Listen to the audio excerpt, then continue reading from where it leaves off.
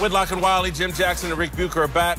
Let's move to the Lakers, who have yet to officially hire a new head coach, but are apparently shopping for assistants already, with Tyronn Lue appearing more and more likely to get the head coaching job. Frank Isola is reporting that both Lue and LeBron James want former Timberwolves and Bulls head coach Tom Thibodeau to join the Lakers staff.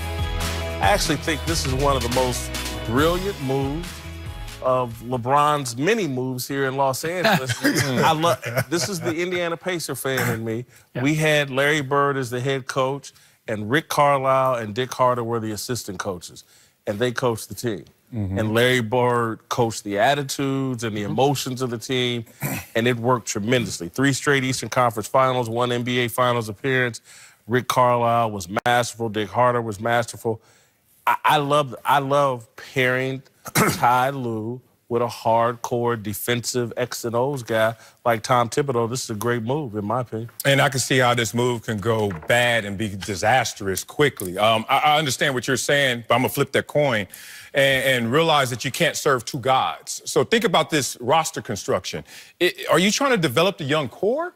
Or are you trying to win now because of LeBron and his birth certificate? And that's been the issue with the Lakers. That's in part why they have the worst record in the NBA in the last 6 years. The worst team in the NBA has been the Lakers. Teams have tanked, went through process, and are now in the playoffs while the Lakers still continue to be out of the playoffs. So when you bring in Tom Thibodeau to support a Ty Lue, what is Ty Lue there to do if he's not in fullness the head coach? Does he have final say? Is he just in charge of LeBron, or is he in charge of the young core and developing in that?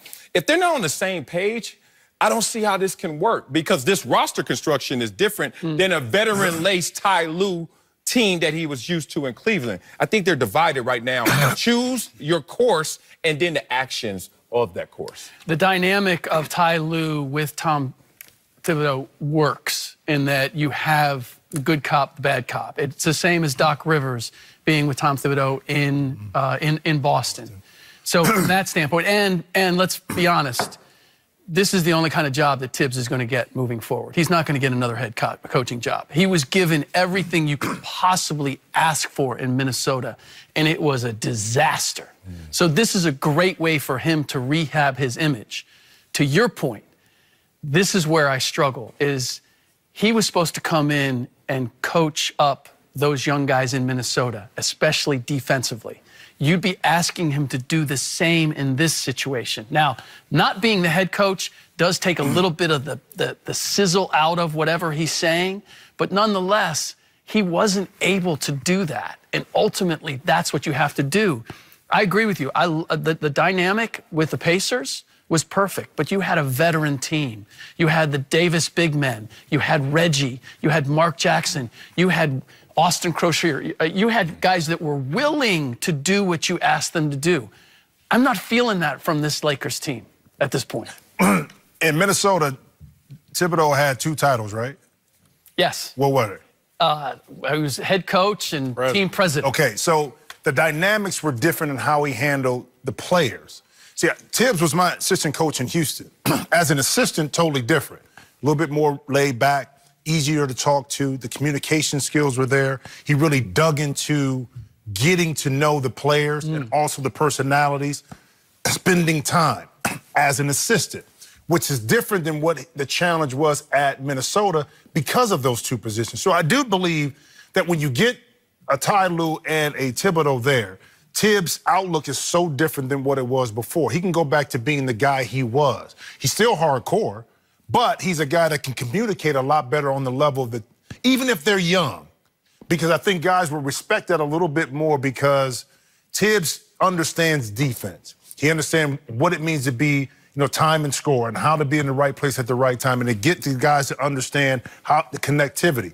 That's why I say it's different now, and I played for him. And I know it, and I loved him as a defensive coach, as an assistant coach. I always thought he would struggle as a head coach because of that communication. Yeah, but as a veteran, you bought in. Oh, no, I bought in, but it was how he did it. He wasn't, like, when we saw him as a head coach in Chicago, Minnesota, it was just like this, okay? But as an assistant coach, the pressure wasn't on him to be able to do that. So his demeanor was totally different. Rick, look, I think it's no different than looking at Doc Rivers when he was carrying both titles, president and head coach.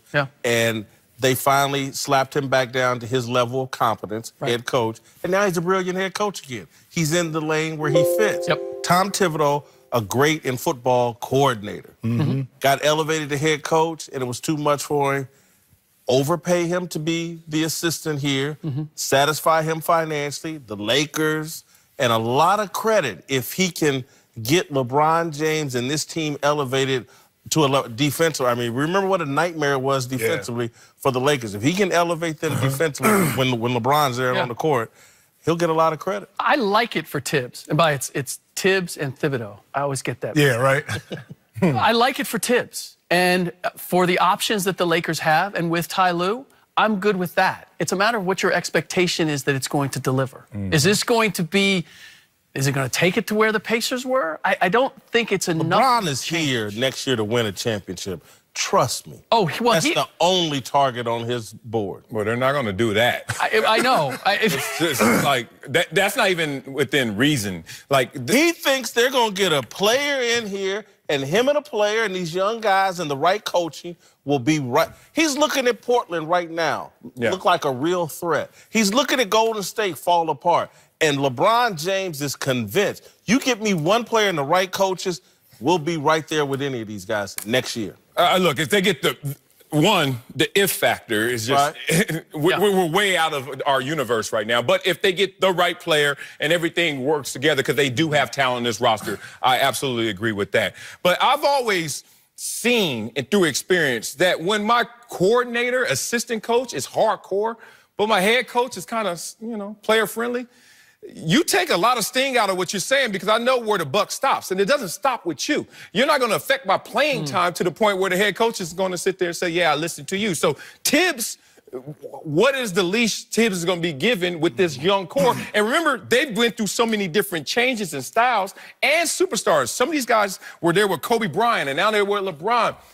It's kind of white noise at this point. If the guy's going to do it, they're going to do it. If they're not, they're not. I don't know how much Tibbs is getting out of these guys. All right, coming up, Aisha Curry Don't stop laughing. Her and Steph's dirty laundry. We'll get into that and the best and worst of social media.